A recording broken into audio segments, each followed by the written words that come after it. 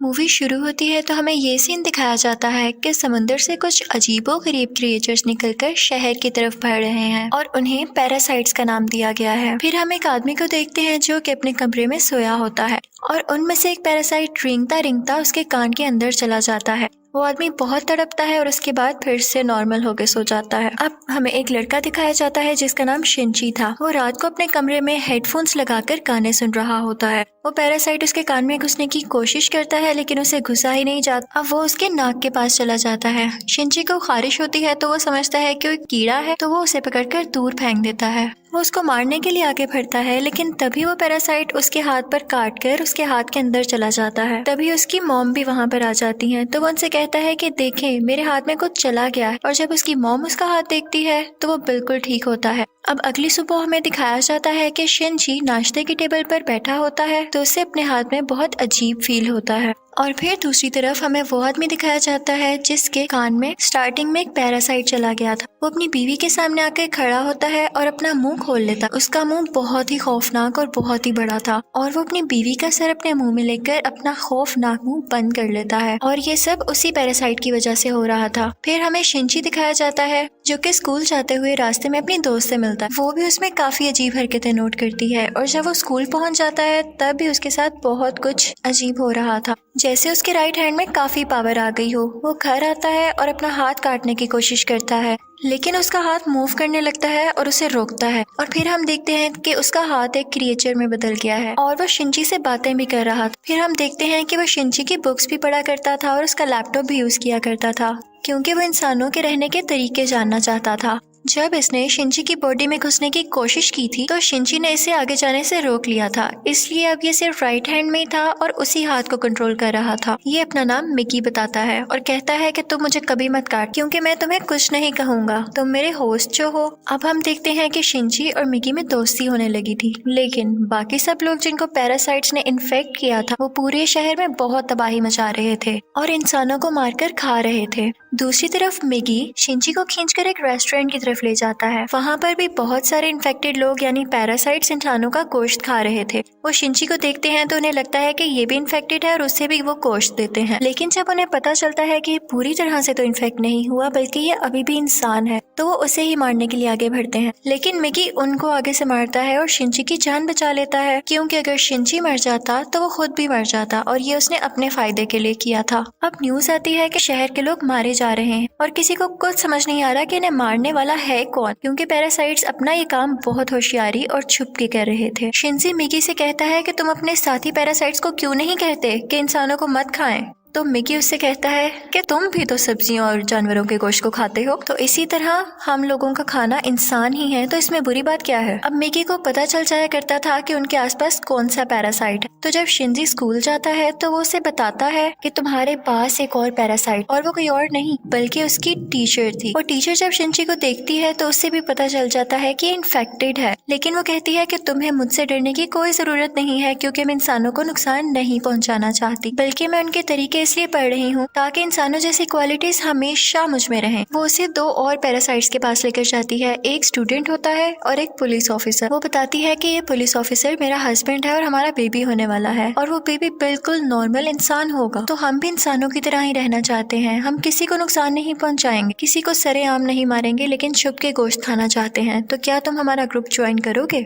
लेकिन मिगी इस बात को नहीं मानता। अब अगले दिन वही पुलिस ऑफिसर उन लोगों के पास आता है तो मिगी शिनची को बताता है कि ये हमें मारने आया है क्योंकि इसे पता चल चुका है कि उस दिन रेस्टोरेंट में हमने एक पैरासाइट को मारा और इसी के साथ वो पुलिस ऑफिसर इन पर अटैक कर देता है। अब मिगी और शिनची भी बहुत लड़ते हैं और इसको फाइनली मार देते हैं। जब शिनची घर आता है तो उसे बहुत बुरा लग रहा कि उसने एक मर्डर कर दिया, लेकिन दूसरी तरफ हम देखते हैं कि पुलिस ऑफिसर की बॉडी से वो पैरासाइट निकलकर किसी और की बॉडी में चला जाता है और ये कोई और नहीं बल्कि शिनची की माँ थी और वो शिनची को मारने के लिए उसकी तरफ बढ़ रही थी। मिगी शिनची को बताता है कि तुम्हें मारना चाहती है, तो शिनची उसे कहता है कि खबरदार तुमने मेरी माँ को कुछ कहा, क्योंकि वो अपनी माँ से बहुत मोहब्बत करता था और वो नहीं चाहता था कि उसकी माँ मरे। लेकिन देखते ही देखते उसकी माँ का सर भी बाकी पैरासाइट्स की तरह खुलने लगता है और वो शिनची पर अटैक कर देती है। उसका बहुत खून जाया होता है और वो मरने के करीब होता है। लेकिन अगली सुबह हम देखते हैं कि वो दोबारा से उठ खड़ा हुआ है। तो मिगी उसे बताता है कि तुम बहुत जख्मी हो गए थे, लेकिन मैंने अपने सेल से तुम्हारे जख्म को ठीक कर दिया। लेकिन यहाँ बुरी बात ये थी कि अब शिनची की बॉडी में मिगी के सेल्स चले गए थे और अब वो पूरी तरह इन्फेक्ट हो रहा था। अब शिनची अपनी माँ को ढूंढने लगता है, लेकिन वो कहीं पर नहीं मिलती। तो वो टीचर के पास जाता है और पुलिस ऑफिसर के बारे में पूछता है, लेकिन वो टीचर भी उसे कुछ नहीं बताती। मिगी उसे बताता है कि अब दिन में मुझे भी 4 घंटे सोने की जरूरत पड़ेगी और उस वक्त मैं तुम्हें बचा नहीं सकूंगा, तुम्हें अकेले ही लड़ना होगा। लेकिन क्योंकि मिगी के सेल्स भी अब उसकी बॉडी में थे तो उसके अंदर मिगी की क्वालिटीज भी आने लगी। खैर, फिर हम देखते हैं कि वही स्टूडेंट जो टीचर ने दिखाया था, जो कि अब पैरासाइट बन चुका था, वो भी शिनची के स्कूल में ही एडमिशन ले लेता है।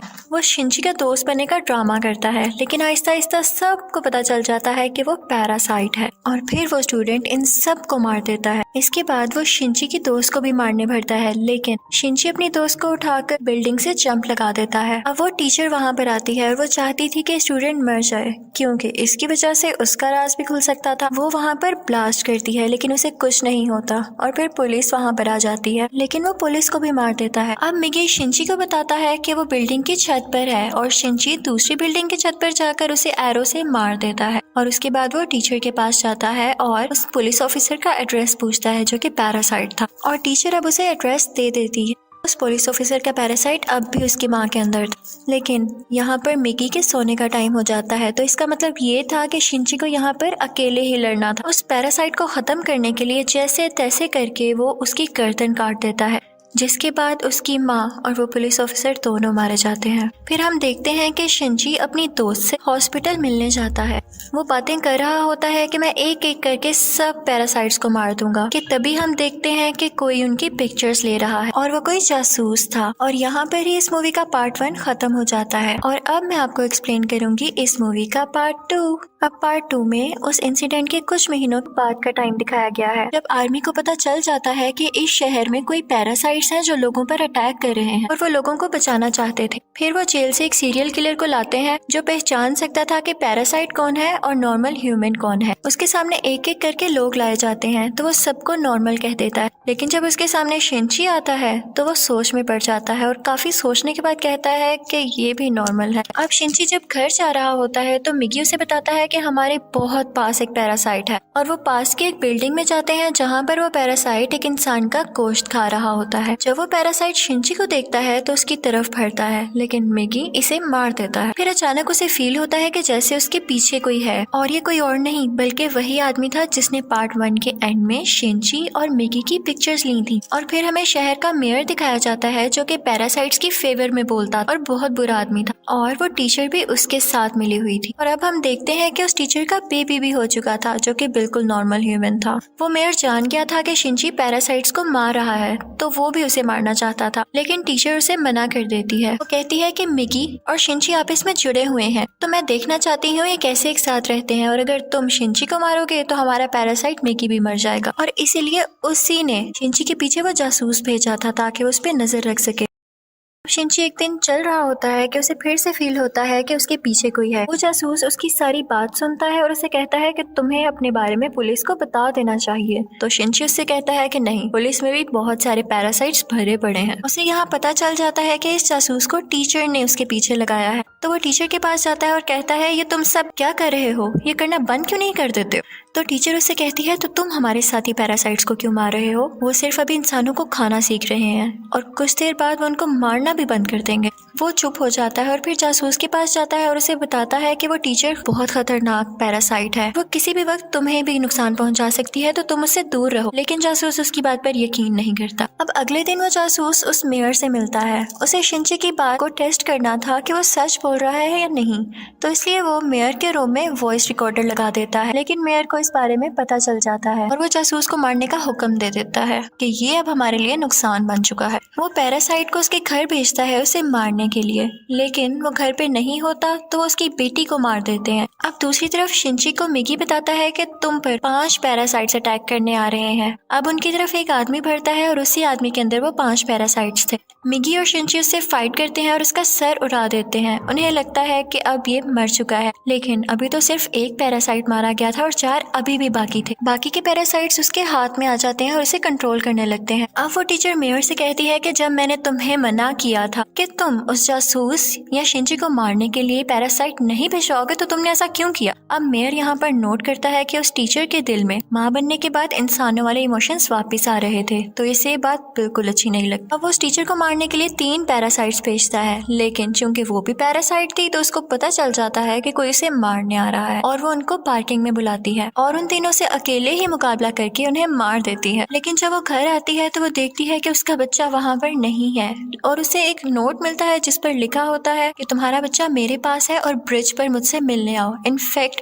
वो नोट उस जासूस का था। वो अपनी मरी हुई बेटी का बदला लेना चाहता था टीचर के इस बेबी को मारकर। वो टीचर घबराते हुए शिंची को भी अपने साथ वहाँ लेकर जाती है, तो शिंची उस जासूस को बताता है कि तुम्हें इसे मारकर कुछ नहीं मिलेगा क्योंकि ये बेबी एक नॉर्मल इंसान है। इसी दौरान आर्मी भी वहाँ पर आ जाती है और उन्हें पता चल जाता है कि मेयर ने अपनी बिल्डिंग के अंदर बहुत सारे पैरासाइट छुपाए हुए हैं। अब वो बिल्डिंग से एक एक करके लोगों को निकाल रहे थे और उनमें से जो पैरासाइट था वो उसको शूट करते जा रहे थे। सीरियल किलर भी वहीं पर था और फिर हम मेयर को स्पीच करता हुआ देखते हैं जो बता रहा होता है कि असली मॉन्स्टर्स तो इंसान है जो कि पैरासाइट्स को बिला वजह मार रहे हैं। तो वहाँ पर बैठे हुए आर्मी के सब लोग उसे शूट कर देते हैं जिससे उसकी डेथ हो जाती है। तभी वो सीरियल किलर चिल्लाने लगता है कि ये इंसान था, ये तो बस पैरासाइट्स का साथ दे रहा था। लेकिन जब वो पीछे मुड़ के देखते हैं तो वही आदमी उनके पीछे खड़ा होता है जिसके अंदर 5 पैरासाइट्स थे। सब उसे शूट करते हैं लेकिन उसे कुछ नहीं होता। फिर हम देखते हैं कि जासूस उस बच्चे को फेंकने ही वाला होता है। टीचर जब ये देखती है तो अपने बच्चे को बचाने के लिए उसे मजबूरी में पैरासाइट बनना पड़ता है। वो अपना एक हाथ निकालकर जासूस की चेस्ट में घुसा देती है जिसकी वजह से सबको पता चल जाता है कि वो एक पैरासाइट है। पुलिस उस पर मुसलसल शूट करने लगती है और वो जान गई थी कि अब उसकी जान नहीं बच सकती, तो वो अपना बेबी शिंची को पकड़ाने आती है। जैसे ही वो बेबी शिंची को पकड़ाती है बहुत ज्यादा गोलियां लगने की वजह से उसकी फौरन डेथ हो जाती है।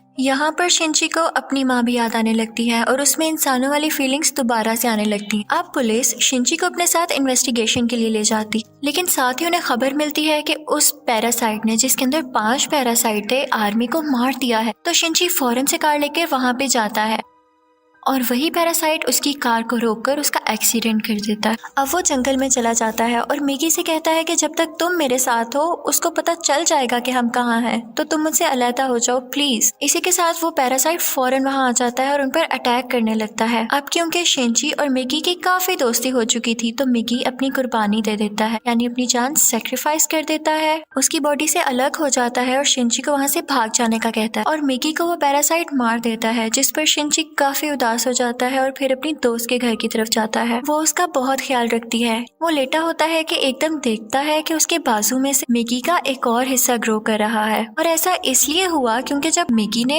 अपने बॉडी सेल्स से उसकी बॉडी को ठीक किया था तो मिगी के सेल्स भी तो उसकी बॉडी में आ गए थे, इसलिए वो चाहता तो दोबारा ग्रो कर सकता था। शिंची को फील हो गया था कि अब ये दोबारा आ रहा है तो उस पैरासाइट को दोबारा से पता चल जाएगा कि मैं कहाँ हूँ, तो अपनी दोस्त की जान बचाने के लिए उसको बाय कहकर वहाँ से चला जाता है। लेकिन जैसे वो बाहर जाता है तो वो पैरासाइट उसे पकड़ लेता है, लेकिन एक फैक्ट्री में पहुंचकर शिंची एक केमिकल रोड उसकी बॉडी में घुसा देता है, लेकिन उसे कुछ नहीं होता। तो वो कहता है कि तुम मुझे क्या समझ रहे हो, मैं तो तुम्हें मारकर बाकी इंसानों को भी मार दूंगा और फिर मैं और बाकी पैरासाइट्स इस दुनिया पर रूल करेंगे। वो उसे मारने ही वाला होता है कि मिगी फौरन से उसकी बॉडी में दोबारा ग्रो कर जाता है और उस पैरासाइट पर अटैक कर देता है। इसी के साथ उसकी बॉडी में कुछ होने लगता है और वो तड़पने लगता है। तो मिगी शिंची को बताता है कि जिस रोड से तुमने इसको मारा उस पर बहुत केमिकल्स लगे हुए थे और अब पैरासाइट्स इसकी बॉडी में नहीं रहना चाहते और एक एक करके सब पैरासाइट्स उसकी बॉडी छोड़ देते हैं और अब सिर्फ उसकी बॉडी का ढांचा बाकी रह गया। तो शिंची वो उठाकर नीचे आग में फेंक देता है जिससे फाइनली उसकी डेथ हो जाती है। अब हमें काफी दिन बाद का टाइम दिखाया जाता है जब सब कुछ नॉर्मल हो चुका है। तो मिगी शिंची से कह रहा होता है कि अब जैसा कि इस दुनिया में कोई भी पैरासाइट नहीं रहा तो हमें भी साथ नहीं रहना चाहिए, मैं तुमसे अलग हो जाऊंगा। लेकिन शिंची उसे मना मना कर देता है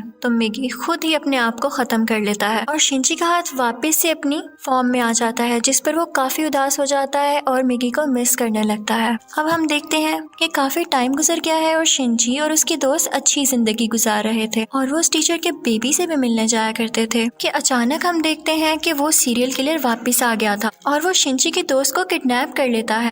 वो उसके कान में कहता है कि असली मॉन्स्टर इंसान है, लेकिन शिंची की दोस्त उसे कहती है कि असली मॉन्स्टर तो तुम हो, तुम लोगों को मारते हो। तो इस बात पर वो सीरियल किलर उसको बिल्डिंग से नीचे धक्का दे देता है, लेकिन शिंची फौरन से जाता है और अपना हाथ लंबा करके उसे बचा लेता है और यहाँ पर उसे फील होता है कि उसकी मदद यहाँ पर मिगी ने की है और यहाँ पर मूवी फाइनली खत्म हो जाती है, यानी पार्ट 2 भी। Thank you for watching.